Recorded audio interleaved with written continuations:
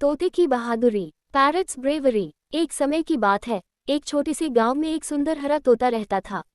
उसका नाम मोटो था। मोटो का रंग बहुत ही आकर्षक था और उसकी आवाज़ भी बहुत मीठी थी।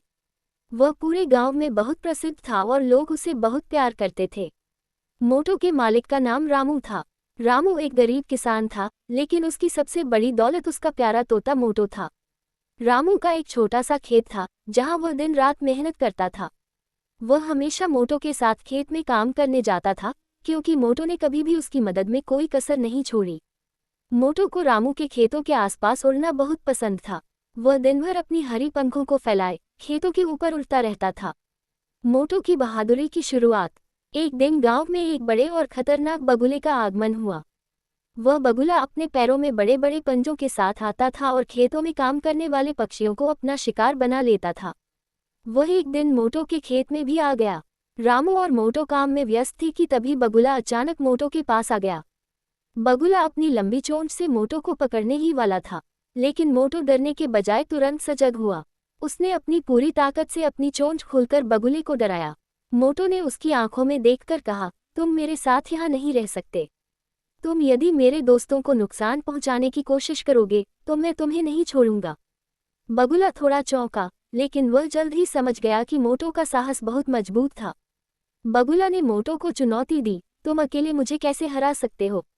मैं तुमसे कहीं ज्यादा बड़ा और ताकतवर हूँ।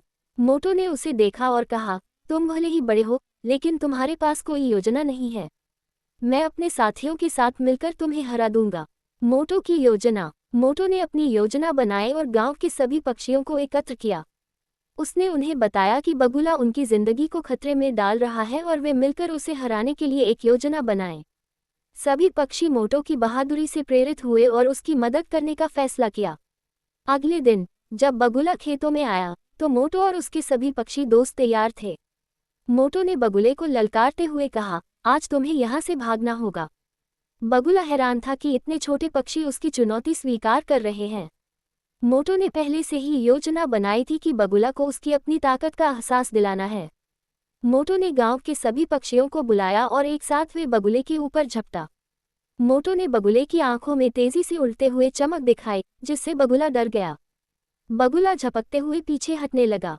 मोटो ने एक मौका पाकर बगुले के पंजों को अपनी तेज चोंच से काट लिया। इससे बगुला दर्द से तड़पने लगा। फिर सभी पक्षियों ने मिलकर बगुले को खदेड़ दिया और उसे खेतों से बाहर कर दिया। बगुला हारकर भागा और गांव के आसपास कभी नहीं आया। रामू और मोटो का मिलन। जब रामू ने ये सब देखा तो वह बहुत खुश हुआ। उसने मोटो